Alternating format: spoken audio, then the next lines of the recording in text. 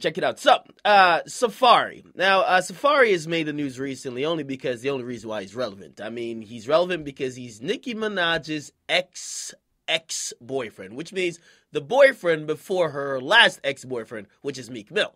Now, he's still riding on and hanging on to those coattails, understandably why. He's on Love and Hip Hop. I don't personally watch it. Again, that's his only claim to fame. He's dropped music. His music ain't really hitting like it probably should be, given the fact that he's always claimed he wrote for Nicki Minaj. Now, after hearing his music, I really am in strong belief that Safaree had to have written all the whack songs for Nicki Minaj because I just can't hear him penning any hits. He definitely ain't write the Monster Verse. He ain't write Chirac. He ain't write most of the shit that I kind of like, okay? Songs like Massive Attack, I will probably say he wrote that shit, okay? Now, he's never said what he wrote and what he didn't write, but he still maintains he deserves some money. So he's going on with this lawsuit. Recently did an interview with Wendy about it. However, he had some strong comments after Nicki Minaj released 3 tracks last night, one with Drake and Wayne called No Frauds, and then she dropped another track by herself, which is called Regret in Your Tears, okay? And also another track with Wayne called Change It, okay? Now, this is what Safaree hopped on Twitter and said. He said, stop letting these producers come and give you structured songs that don't sound like you, then add a 12-bar rap to it. The hardest shit was never tainted by anyone else. Take it how y'all want it, okay? Now, of course, everybody's entitled to their own opinion, but I gotta say Safaree seems to be wanting that old thing back, all right? I mean, he has a lot of opinion. He feels that somehow when he was working with Nicki, her music was better. Again, I don't know what the fuck he wrote, right? And I can't see the resemblance with his music with anything being great, so I don't know. However, what is he talking about?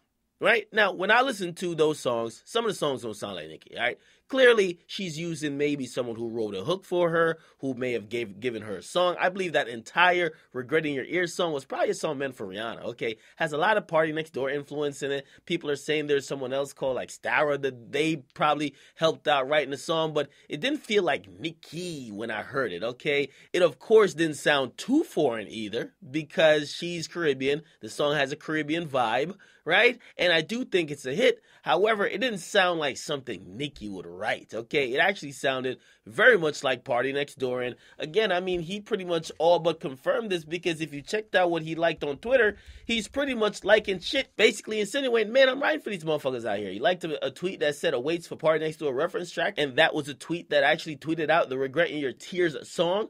He also liked the tweet that says, so everybody gonna ride Party Next Door coattail to a #1, and then somebody says, your ghostwriting does not go unnoticed, my brother. Real fans still hear you. And also somebody says, also, Party Next Door is the most underrated dude on the planet, one of the best right now, and somebody else says, I hope they paying you good money for them songs, bro. You keep saving people, okay? Now, does that confirm he wrote any of those songs? No. But does it kind of allude to the fact that he wrote some shit? Obviously. Now, there's another person, Stara. Again, I don't know who that person is too much. Maybe I have to get a little bit more into their music and look at their penmanship to be able to tell the difference.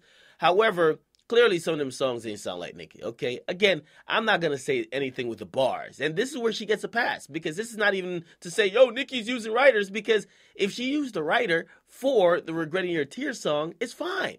It's a song that's really about singing. It's about mood. It's about tempo. There's nothing about bars in it, really. So if she used a songwriter to come up with that, it's the same thing, which I've never penalized Drake for using a songwriter or using Magic Jordan to come up with, hold on, we're going home. It's not rap. Okay, and again, this whole thing about ghostwriting or using or utilizing a writer only comes into play when you're actually talking about bars. Now, if those bars that she aimed at Remy were to be found out to be written by somebody else, then it would be a big problem. But this means nothing. However, according to Safaree, he didn't feel how like she's just using structured songs.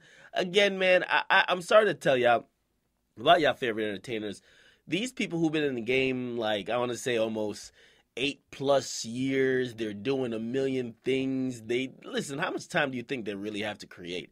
All right. Not only that, they become formulaic and they honestly almost get like a creative block, okay? Which that's why they utilize other people and other people's ideas to get themselves motivated and also to get new ideas that they could build on, all right? They build on other people's ideas. So it's not foreign that she's using a writer for maybe a couple of songs, and we don't know if she is, but it looks like she is. However, I don't see a problem with it. Okay, Safaree, bro, I'm telling you, man, you need to get some hits on your goddamn self, though. I got to be honest with you, bro. You got to get some hits for yourself, or you got to come out with some proof of you writing Monsterverse. One or the other, because right now it's looking real spooky for you. All right, get in the comments, you guys like them and subscribe.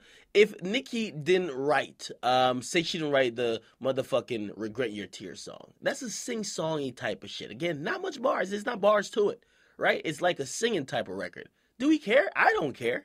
Okay, I actually think it just highlights how some songwriters who are behind the curtains, they are so influential in what we listen to, party to, okay, and what songs actually tug at our heartstrings. So I gotta say, and that's why I've always saluted to Party Next Door. Maybe he's just not a nigga who is meant to have the limelight. However, his pen game is immaculate. Salute to him for that. Get in the comments, make sure you guys like them and subscribe to Woodjack Academics. I'm out.